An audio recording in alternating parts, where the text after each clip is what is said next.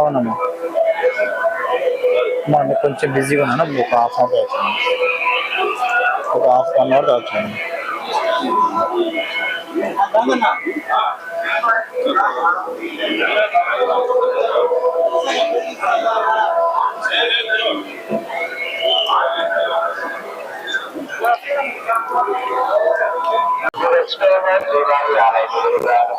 వాయిస్లో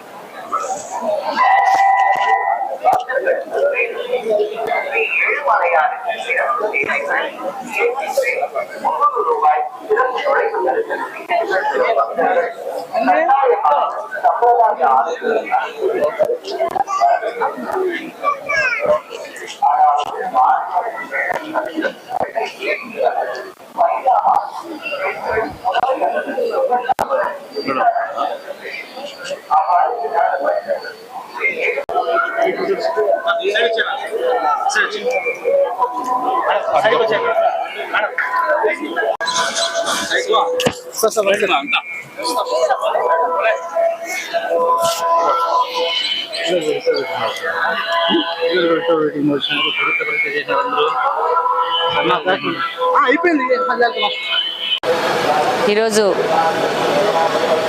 తెలుగుదేశం ప్రభుత్వము అధికారంలోకి వచ్చింది. దాదాపు 5 సంవత్సరాల అంధకారం తర్వాత తెలుగుదేశం ప్రభుత్వం అధికారంలోకి వచ్చి శ్రీ నారా చంద్రబాబు నాయుడు గారి ఆధ్వర్యంలో రాష్ట్రం సుభిక్షంగా ఉండి ప్రతి ఒక్క ప్రజల యొక్క ఆశలకు అనుగుణంగా ప్రభుత్వము పనిచేస్తుంది. ఆ ఆశాభావంతోనే ప్రజలందరూ ఈసారి తెలుగుదేశం ప్రభుత్వానికి, పార్టీకి, కూటమికి ఇంత పెద్ద ఎత్తున ఘన విజయం ఇవ్వడం జరిగింది. కానీ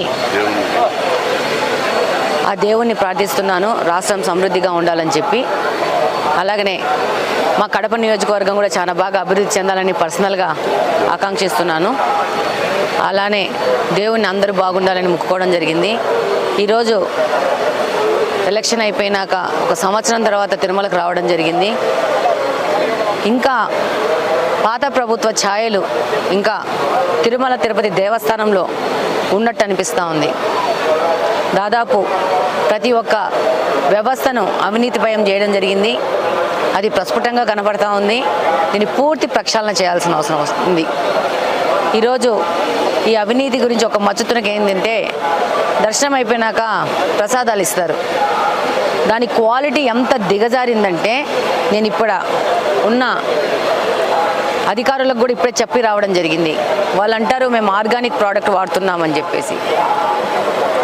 అంటే చాలా మంది దగ్గర ఫీడ్బ్యాక్ తీసుకున్నామని, అంటే వాళ్ళకి బాగాలేదు అని చెప్తుంటే వాళ్ళు మనకే నచ్చజెప్పి పంపించే ధోరణి తిరుమల తిరుపతి దేవస్థానంలో ఉంది. అంటే ఈ 5 ఏళ్ల ప్రభుత్వం యొక్క ఛాయలు ఇంకా దేవస్థానంలోంచి బయటికి పోలేదని అనిపిస్తూ ఉంది.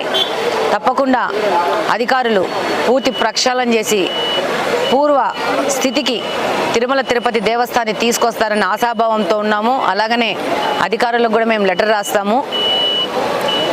ప్రతి ఒక్క చోట ప్రక్షాళన చేసి ఈ యొక్క ప్రసాదాలు ఒక క్వాలిటీతో భక్తులకు అందించాలని చెప్పేసి వాళ్ళకి లెటర్ రాస్తాము. అలాగనే వాళ్ళకి మీ ద్వారా కూడా విన్నవించుకుంటున్నాము.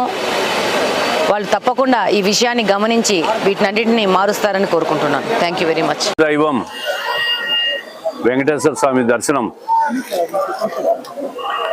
ఎన్నో జన్మల అదృష్టం. 5 సంవత్సరాల అరాచక పాలన అయిపోయిన తర్వాత మళ్ళీ ప్రజలు కాంక్షించే తెలుగుదేశం పరిపాలన వచ్చిందని, రాష్ట్రం అన్ని రకాలుగా బాగుండాలని, మంచి పరిపాలన అందిస్తున్న చంద్రబాబు నాయుడు గారికి కూడా ఆయుర ఆరోగ్యాలు ఇవ్వాలని కలియుగ దైవాన్ని ప్రార్థించాం. ఈ 5 సంవత్సరాల్లో రాష్ట్రం ముందుకు పోవాలని, సుభిక్షంగా ఉండాలని, మంచి వర్షాలు పడాలని, రైతాంగం కానీ అన్ని వర్గాల వారు సుఖశాంతులతో ఉండాలని దేవుని ప్రార్థించాం. అదేవిధంగా టీటీడీలో నాణ్యతా ప్రమాణాలు పూర్తిగా దిగజారిపోతున్నాయి. గత 5 సంవత్సరాల్లో ఉన్న పరిస్థితి ఇప్పుడు కనిపిస్తూ ఉంది. దీని మీద ముఖ్యమంత్రి గారికి కూడా ఖచ్చితంగా ఒక లేఖ ద్వారా తెలియజేస్తాం. టీటీడీ ఈవో కూడా లేఖ రాయడం జరుగుతుంది. మళ్ళీ టీటీడీని ఒక అటానమస్ సంస్థగా భావించి దీంట్లో ఏ రాజకీయం జోక్యం లేకుండా ప్రతి సామాన్య భక్తుడికి కూడా దర్శన భాగ్యం లభించి నాణ్యత ప్రమాణాలు పాటించాలని చెప్పి టీటీడీ అధికారులు కూడా విజ్ఞప్తి చేస్తూ ఉన్నాం.